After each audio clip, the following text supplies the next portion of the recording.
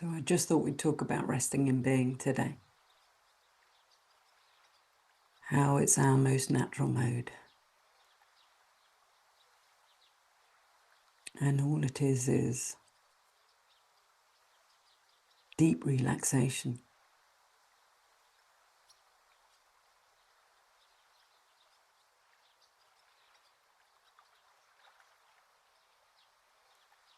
Where the attention is no longer in the head. It's dropped down, down, down to our ground of being, which is its most natural resting place. It's just that it's become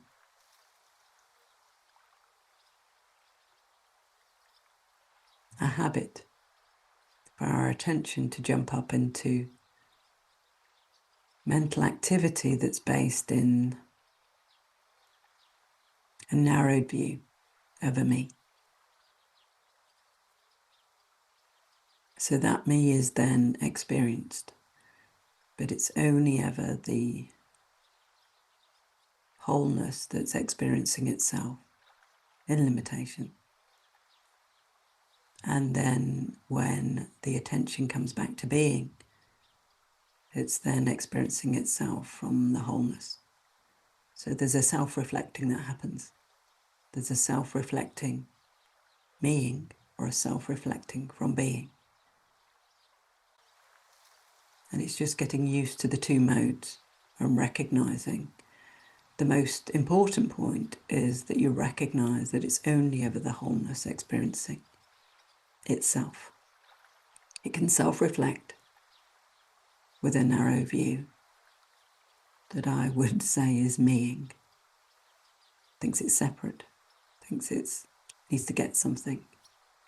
It's a survival mode, not there yet, not enough.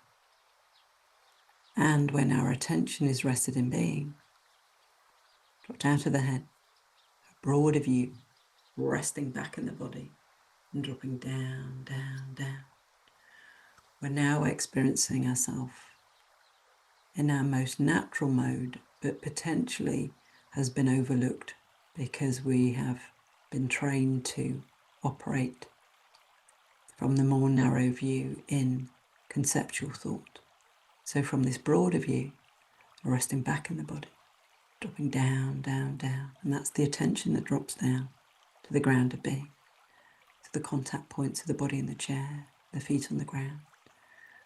We're now noticing, rather than creating concepts and ideas, we're noticing what's here.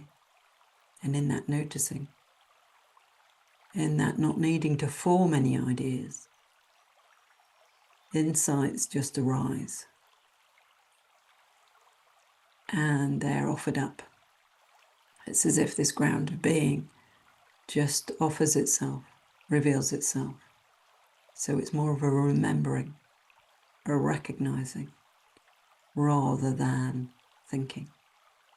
It's a self-reflection, a contemplation from being. And there's no me to claim any of it. So it does feel quite different, like the words are just coming out. There's nobody thinking them. There's nobody trying to organize them, remember what it's got to say. There's just being. And that's the human being experience in its most natural state or mode, that it's just effortlessly being. And then that same wholeness can experience itself from a narrow view.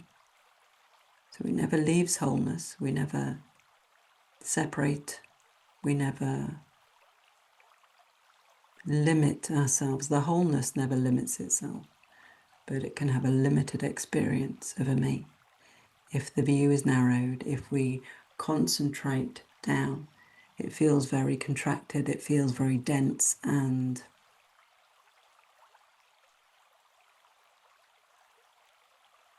limited, narrow.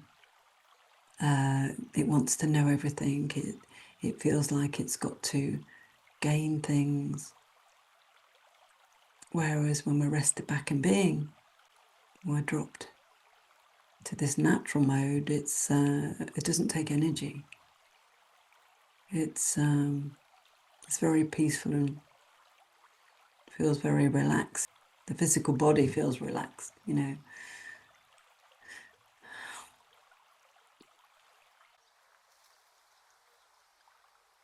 And then doing happens.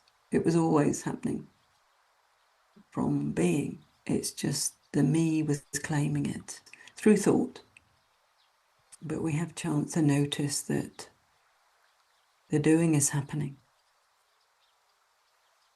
And then there's a me that claims it. So being doesn't mean that you don't get anything done. It means you're just not limiting that doing. Because when the me gets hold of it, it tries to control it, tries to organize it. Then it gets all sticky. It feels very contracted. It feels tiring. It feels exhausting. All of this takes time. It's not revealed. It wasn't revealed for me all in one go. I'm still recognizing when I'm meing and being. You know, the meing is starting to contract. Got lots to do. You know, there'll be thoughts of that, but they're appearing in the wholeness. So you think, okay, don't have to pick up that way. What if I just rest here now and then see what wants to be done? And so then you're operating from your most natural mode. So it's effortless and everything gets done without any exhaustion, and it gets done in a far better way. So this is me just really demonstrating being and being, and hope it helps. Thanks for watching.